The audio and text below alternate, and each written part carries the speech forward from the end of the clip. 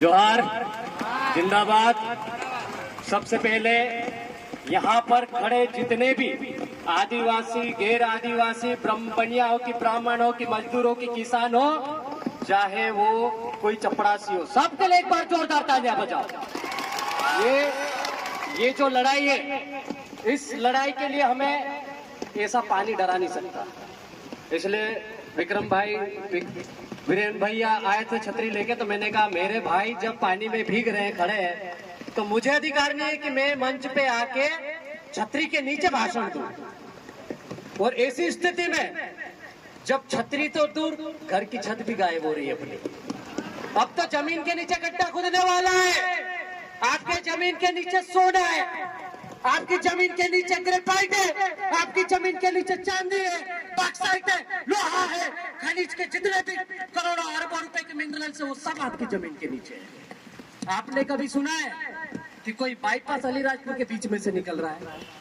सुना है क्या आपने? किसी बाजार के बीच में से बाईपास निकलते हुए देखा आपने?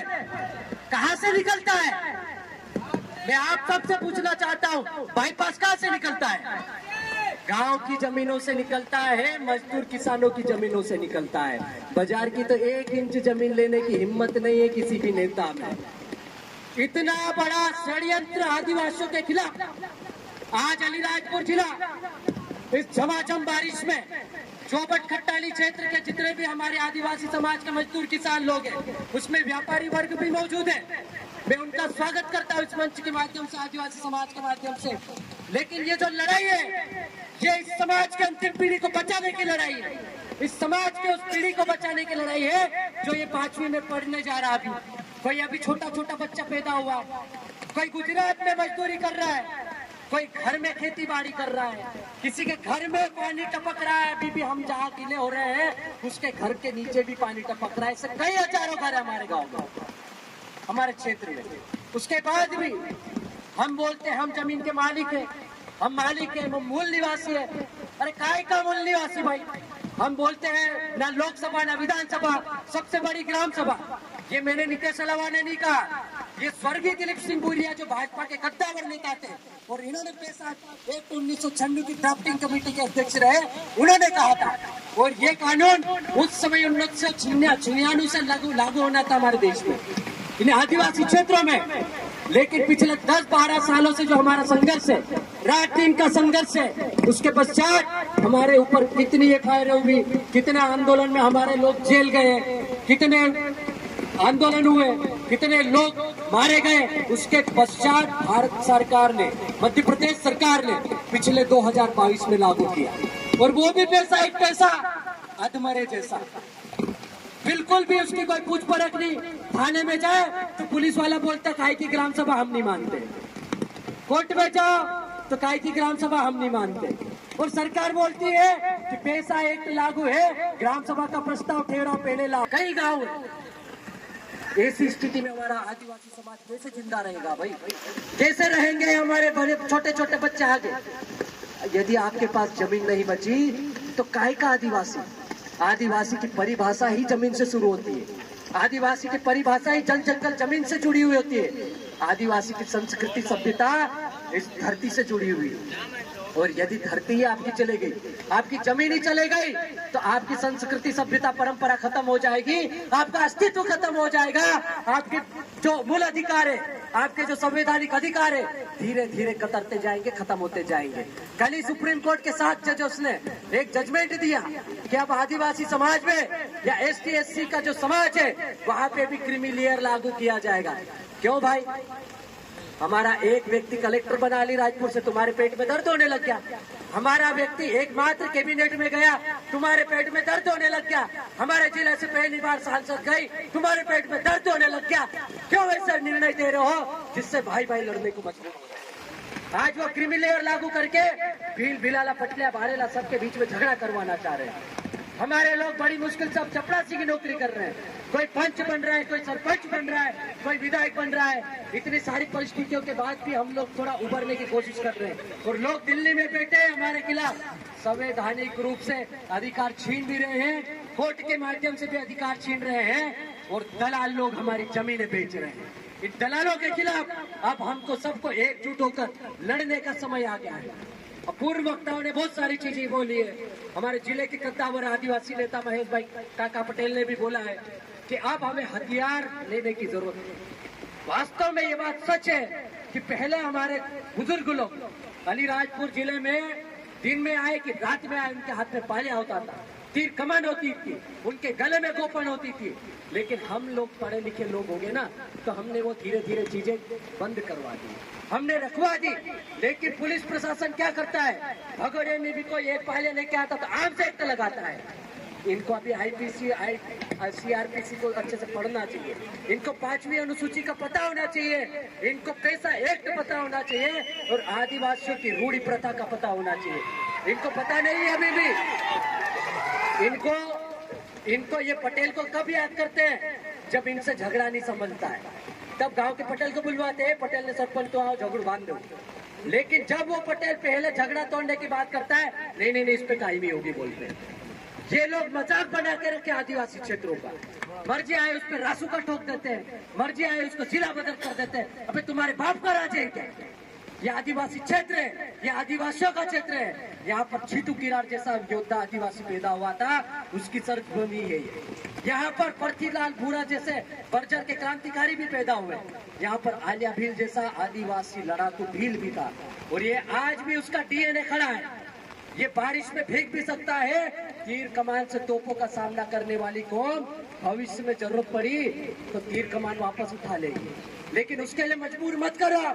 अभी हम लोग पढ़ लिखते हैं, हम लोग संविधान जानने लग गए, तो हम लोगों को समझाते हैं। हम गांव-गांव में जाके बैठकें करते हैं, उनको ये बोलते हैं कि हमको गोपन पाले तीर कमान को घर में रखना है, अभी कलम से लड़ना है। हमको पता है, मैं आपको उकसाना नहीं चाह रहा हूँ, मैं आपको भड़काना नहीं चाह रहा हूँ। अल्ट्राटेक में जिसकी बात हो रही थी 2 दिन पहले ही धरना हुआ था, वहां पर 2 आदिवासी समाज के मजदूर लोग मारे गए। ऐसी कंपनी जिस CIL को हमारे क्षेत्र में लाने की बात की जा रही है, वैसे ही इंटरनेशनल कंपनी है, अंतर्राष्ट्रीय स्तर की अल्ट्राटेक, सबसे बड़ा एशिया का प्लांट है। अल्ट्राटेक में 32 गांव प्रभावित हुए। 2017 में हमने बहुत बड़ा आंदोलन किया था, 50, 60, 70 हजार लोग इकट्ठे हुए थे, हमने बहुत विरोध किया। वो अल्ट्राटेक फैक्ट्री हमारी छाती पे बनी, आज वहाँ पर हमारे लोग मजदूरी करते हुए मर रहे हैं।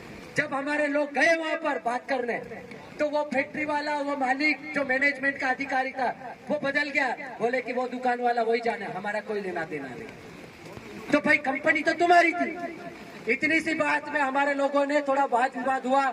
आदिवासियों का डीएनए थोड़ा गर्म रहता है, खून थोड़ा गर्म होता है, तो उन्होंने थोड़ी सी खिंचातानी में मारधाड़ चालू कर दी। अल्ट्राटेक में कहा जाता है कि एक दिन में 7 से 10 करोड़ का नुकसान हुआ। 3 दिनों तक वो बंद रहा।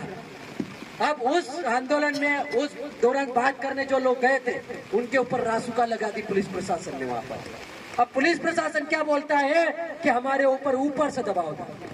तो भाई जब ऊपर से ही दबाव में काम करना है तो नौकरी क्यों कर रहे हो? नौकरी क्यों कर रहे हो? दलाली करो ना, गुलामी करो उन लोगों की। जाओ उनके कपड़े धो, उनकी गाड़ियां चलाओ, उनके गटर साफ करो, ये करना चाहिए आपको। यदि आप इस जमीन से जुड़े लोगों के टैक्स के पैसे से नौकरी कर रहे हो, तो आपका अधिकार है, आप उस अधिकार क्षेत्र में काम करें, आप निष्पक्ष रूप से काम करें। आपके लिए बनिया ब्राह्मण भी उतना ही बराबर है जितना आदिवासी है। यहाँ पर मैं देखता हूँ, एक भी बनिया ब्राह्मण या किसी राजपूत व्यक्ति के ऊपर रासुका नहीं लगी, किसी को जिला बदल नहीं किया। लेकिन जब आदिवासी सामाजिक कार्यकर्ता की बात आती है, हमारे भाई मुकेश रावत जैसे व्यक्ति को जिला बदल कर दिया, तो ये कब तक चलेगा? इनके लिए सामाजिक कार्यकर्ता गुंडे और कांडू नेता जो रहते हैं वो भगवान इनके लिए। तो ऐसे लोगों से हमको सोच समझ के डील करने की जरूरत है, बात करने की जरूरत है, और आगे संवैधानिक लड़ाई लड़ने की जरूरत है। यहाँ से हम लोग जब भी रैली के माध्यम से जाएंगे कलेक्ट्रेट तक, तो अनुशासित होकर जाएंगे। कोई किसी को गलत नहीं बोलेगा, कोई किसी के खिलाफ व्यक्तिगत जाति विशेष के खिलाफ, पार्टी विशेष के खिलाफ नारे नहीं लगाएगा। हमारी लड़ाई संवैधानिक है, ये जल जंगल जमीन को बचाने की लड़ाई है। हमको किसी पार्टी से लेना देना नहीं, लेकिन जिम्मेदार इस जिले में हमारी 2 भाभियां हैं, एक को दिल्ली भेजा है तो एक को भोपाल भेज रखा है। और एक कैबिनेट मंत्री भी है इस जिले में, पहली बार अलीराजपुर से मौका मिला है, तो हम उनके नाम पर ज्ञापन बना के लाए हैं। आप सबको तय करना है, ये ज्ञापन उनके पास जाएगा, वो अपने स्तर पर प्रयास करें और 9 अगस्त के पहले ये जो लाइसेंस है उसको निरस्त करवाने का कार्रवाई करें प्रशासन के माध्यम से। और नहीं होता है तो 9 अगस्त, यदि 9 अगस्त तक ये लाइसेंस निरस्त नहीं होता है या प्रक्रिया नहीं होती है तो 9 अगस्त हम कलेक्ट्रेट में मनाएंगे। मनाएंगे कि नहीं मनाएंगे? पूरे जिले के लोग आएंगे और जब तक, जैसे कि महेश पटेल जी ने बोला है, जब तक ये माइनिंग के जितने भी पूरे जिले के गांव की बात बता रहा हूं मैं, सिर्फ खट्टाली क्षेत्र की नहीं, सारे लाइसेंस जितने भी प्रचलित है या जितने अभी होने हैं, सभी की सभी खारिज होने चाहिए, निरस्त होने चाहिए। यदि नहीं हुए तो ये 5वीं अनुसूची क्षेत्र अलीराजपुर है और 5वीं अनुसूची बताते अलीराजपुर को पता है कैसे करना है। फिर हम लोग पूरे जिले की बाउंड्री को सील कर देंगे, हर जगह ट्रैक्टर बैलगाड़ी खड़ी कर देंगे, इधर ढोलिया साइड, उधर उदयगढ़ साइड, इधर बोरी साइड, इधर सोरवा साइड, ऐसे सारी की सारी बाउंड्रियां सील कर देंगे। कब तक?